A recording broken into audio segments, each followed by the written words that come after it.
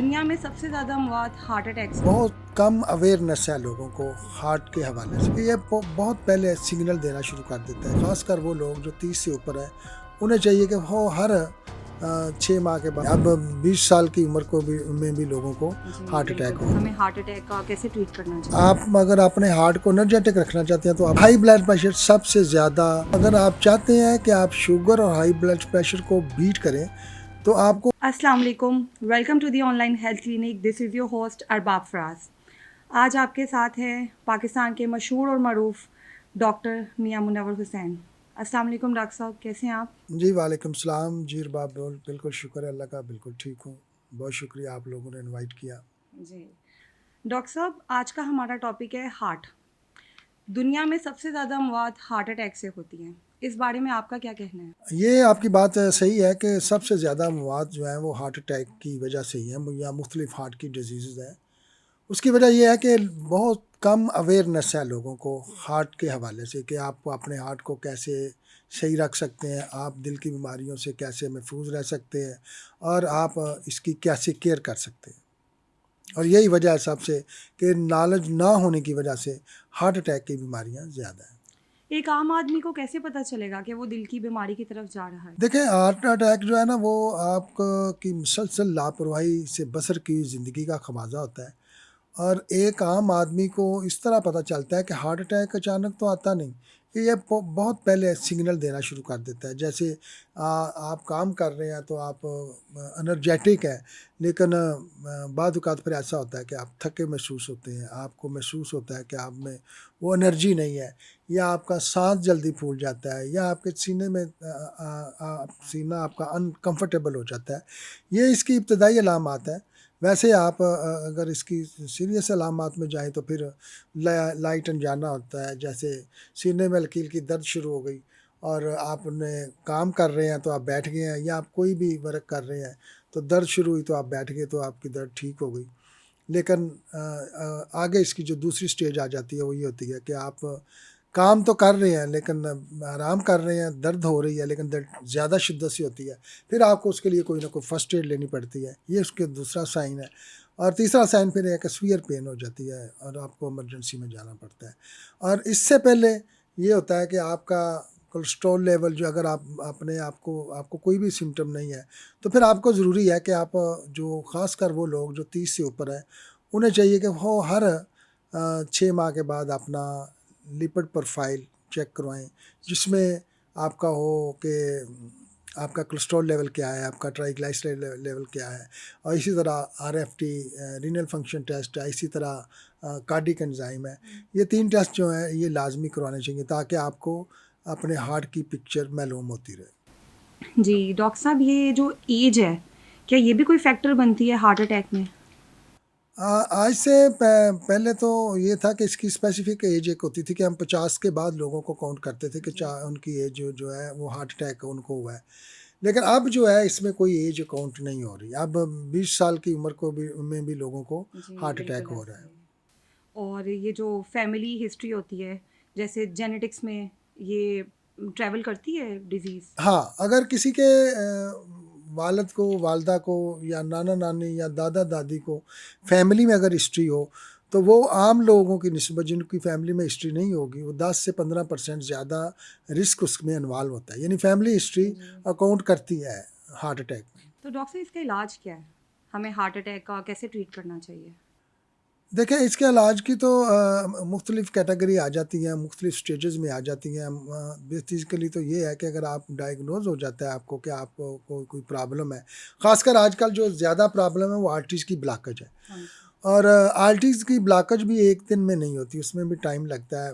दुनिया में सबसे ज़्यादा हार्ट की जो प्रॉब्लम है, उसमें जो सेकंड वजह है, जो उसकी पहली वजह है, वो आर्टरीज़ की ब्लॉकेज की है। तो आर्टरीज़ की ब्लॉकेज को चेक करने के लिए वो ज़रूरी है कि आपका लिविंग स्टाइल है वो ठीक हो, उससे आप थोड़ा-सा सर्वाइव करें। अगर आपकी आर्टरीज़ की ब्लॉकेज हो गई है, यानी आपकी इको में या आपकी एंजियो में या आपके ईटीटी है, जो एक्सरसाइज टेस्ट है, इनमें अगर डिक्लेयर हो गया है, तो आपको अपने डॉक्टर से फ़ौरी राब्ता करना चाहिए और अपडेट लेनी चाहिए, और उसका प्रॉपर ट्रीटमेंट लेना चाहिए, उसको इग्नोर नहीं कर सकते आप। हमें प्रॉपर कितने टाइम के बाद ये टेस्ट रिपीट करवाने चाहिए? ये भी कंडीशन पे डिपेंड करता है। अगर आप ने आपकी इको अब नॉर्मल है या आपके ईटीटी टेस्ट नॉर्मल है, अब नॉर्मल है, तो आपको हर 6 माह बाद तो टेस्ट कराना चाहिए, अपने डॉक्टर से रुजू करना चाहिए। जी, क्योंकि पाकिस्तान में ये ट्रेंड आम नहीं है कि हर 6 माह बाद हम अपने टेस्ट करवाएं।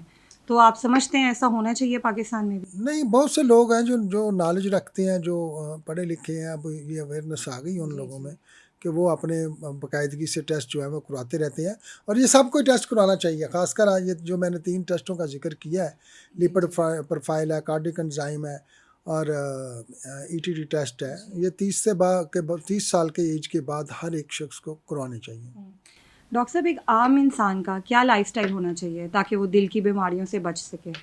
जैसे मैंने पहले कहा कि दिल की बीमारी जो है एक मुसलसल लापरवाही से बसर की हुई ज़िंदगी का खमाजा होता है। तो आम लाइफस्टाइल ये है कि आप हर सूरत में आपकी लेग्स मूवमेंट होनी चाहिए। यानी एक्सरसाइज मेंटेन रखनी आप अगर अपने हार्ट को एनर्जेटिक रखना चाहते हैं तो आपको हर सूरत में एक्सरसाइज करनी चाहिए, और ख़ासकर लेग्स एक्सरसाइज बहुत अच्छी है इसके लिए। चाहिए। और दूसरा ये है कि आप वो तमाम चीज़ों से अवॉइड करें जो फ्राई हों, जिनमें चिकनाई ज़्यादा हो, जी। या फिर आप अपना लाइफस्टाइल अच्छा रखना चाहते हैं तो आप according to age and height आपको अपना वज़न नॉर्मल रखना होगा। अगर आप अपना वज़न नॉर्मल नहीं रखते, आपका वज़न ज़्यादा हो जाता है या कोलेस्ट्रॉल लेवल ज़्यादा हो जाता है, तो फिर इसमें आपका हाई ब्लड प्रेशर भी हो जाता है।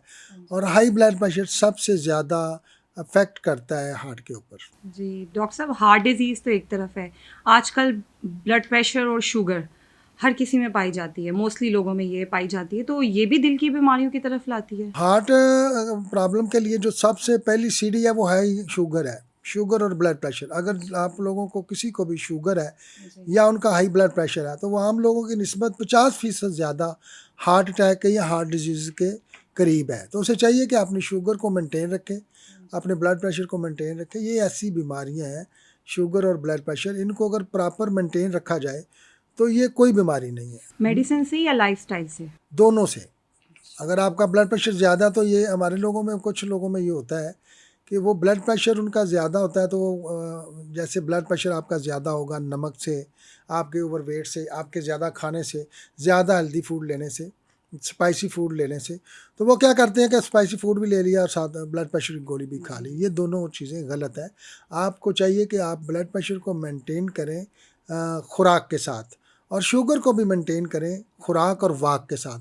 और दोनों का बहुत अहम रोल है, हाई ब्लड प्रेशर का और शुगर का, दोनों का। अगर आप चाहते हैं कि आप शुगर और हाई ब्लड प्रेशर को बीट करें, तो आपको हर सूरत में वॉक करनी चाहिए और खाना पीने में इतदाल रखना चाहिए।